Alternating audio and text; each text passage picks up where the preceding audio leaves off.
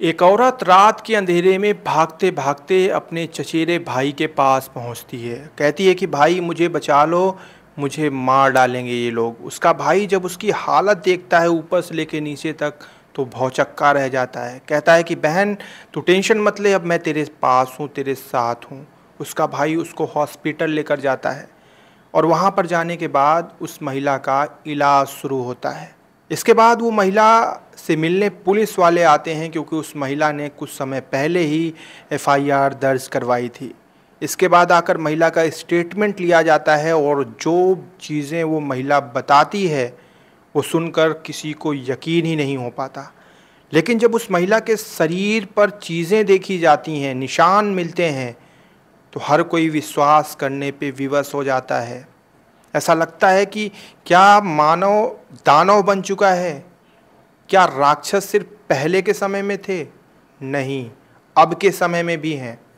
आज की ये कहानी आपको विचलित कर देगी और इसमें मैंने कोशिश भी की है कि मैं एक एक चीज़ आपको बताऊं, लेकिन ध्यान रखिएगा कि समय, जगह और नाम तीनों चीज़ परिवर्तित हैं, ताकि उस महिला के अस्मिता पर कोई असर ना पड़े, उसके परिवार के अस्मिता पर कोई असर ना पड़े। चलिए इस कहानी की शुरुआत करते हैं। नमस्कार दोस्तों, सत श्री अकाल, आदाब। मैं हूं आपका दोस्त एंड होस्ट राहुल और आप देख रहे हैं 9 PM विद JRD। ये कहानी दरअसल शुरू होती है मुरादाबाद में। मुरादाबाद के पाक बड़ा थाना क्षेत्र का ये मामला है। अब मैं आपको बताऊं, 2021 में एक शादी होती है उस थाना क्षेत्र के अंतर्गत, और वो शादी बड़े अच्छे से की जाती है। एक अरेंज मैरिज होती है। लड़की का नाम होता है उसमें साक्षी और लड़के का नाम होता है आलोक। साक्षी और आलोक की बड़े धूमधाम से शादी की जाती है। ध्यान रखिएगा कि नाम परिवर्तित है। आलोक की अगर फाइनेंशियल इनकम की बात करें तो आलोक उत्तर प्रदेश पुलिस में सिपाही है, यानी कि एज अ कांस्टेबल। अब जब साक्षी की उससे शादी होती है तो साक्षी भी बहुत खुश रहती है कि चलो उसे एक ऐसा हस्बैंड मिला है जो यूपी पुलिस में सिपाही है, यानी कि सोर्स ऑफ इनकम अच्छा है, मिडिल क्लास फैमिली में हमें ज़्यादा समस्या नहीं होगी। और यहाँ जब साक्षी अपने ससुराल पहुँचती है तो ससुराल का माहौल देखकर बहुत खुश होती है, क्योंकि वहाँ पर सब कुछ उसके अकॉर्डिंग था। उसका हस्बैंड बहुत अच्छा था, उसके सास ससुर बहुत अच्छे थे, यानी कि अब उसे किसी चीज़ की कमी नहीं थी। वो बहुत खुश थी।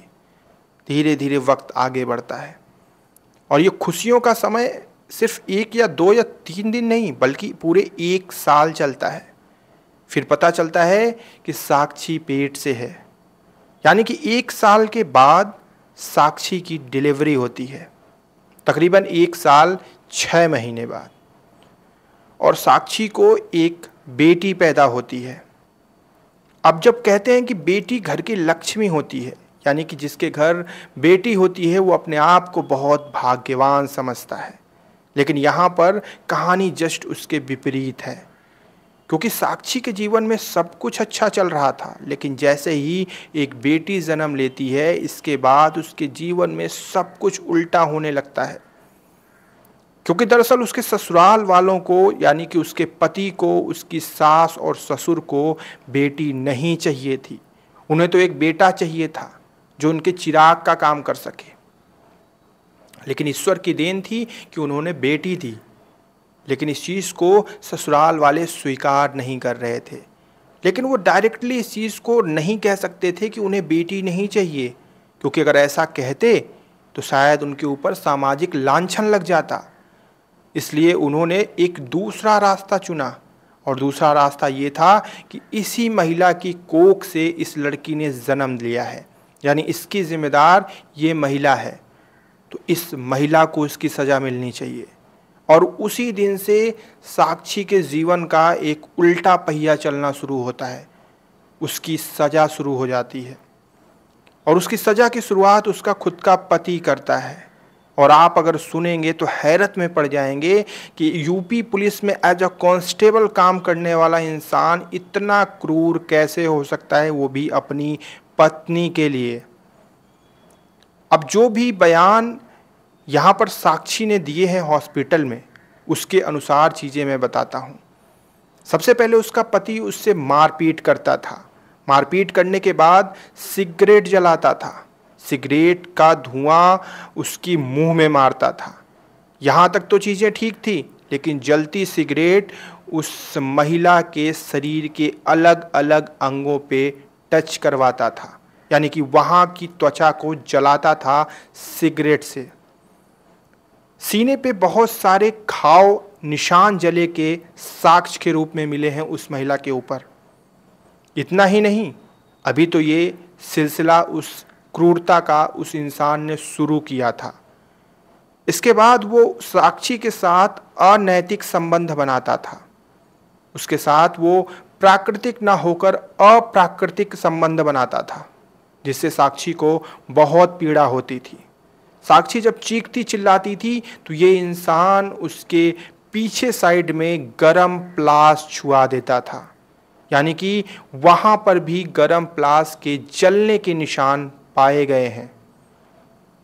और इतना ही नहीं, ये इंसान इतनी क्रूरता करता था कि ये कीलें गरम करता था। जो दीवार में कीलें ठोकी जाती हैं, उन कीलों को गरम करता था और साक्षी के प्राइवेट पार्ट में कीलों से दागता था। अपनी क्रूरता की और मानवता की हत्या करते हुए ये अपनी सारी हदों को पार करता था और साक्षी को उस हद तक प्रताड़ित करता था जहां कभी साक्षी ने सोचा भी नहीं था कि उसका ये पति ऐसा भी कर सकता है। साक्षी इन सारी चीज़ों को सह रही थी और इस चीज़ में साक्षी के सास ससुर को भी पता था, लेकिन वो पूरा सहयोग दे रहे थे अपने बेटे का। यानी कि कहीं ना कहीं वो भी चाहते थे कि साक्षी इस चीज़ की जिम्मेदार है कि इस घर में बेटा नहीं बल्कि बेटी है।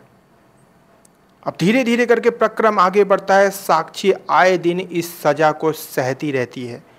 उसे सुकून तब मिलता है जब उसका पति ड्यूटी पे चला जाता है। ड्यूटी पे जाने के बाद कम से कम 4-5 हफ्ते तक वो नहीं आता, लेकिन जब छुट्टी मिलती थी तो आता था और साक्षी के साथ फिर से वही क्रूरताओं की हदें पार करने लगता था।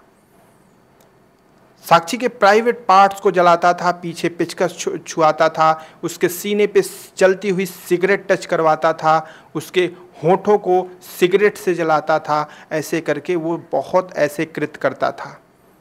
अब एक चीज़ ऐसी बताने वाला हूँ जिसे सुनकर आपके भी रोंगटे खड़े हो जाएंगे, क्योंकि वो इंसान उस प्लास से अपनी पत्नी के पैरों के नाखून उखाड़ता था ताकि उसे दुनिया की सबसे असहनीय पीड़ा हो।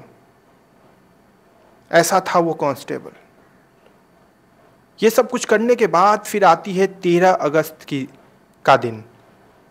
13 अगस्त को वो कांस्टेबल अपने घर आता है छुट्टी लेकर। अब साक्षी को भी पता था कि 2-3 दिन के लिए ये आए हैं और 2-3 दिन में उसकी सामत आने वाली है। 2-3 दिन तक वो दुनिया का सबसे बड़ा कष्ट झेलने वाली है। और जैसा उसने सोचा था वैसा ही हुआ। इस बार उसका कांस्टेबल हस्बैंड एक बियर लेके आया था।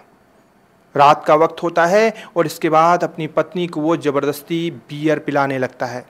साक्षी मना करती है तो उसे मारता है, कहता है कि जो बोल रहा हूँ वो तुझे करना पड़ेगा। साक्षी मजबूरन बियर पी जाती है।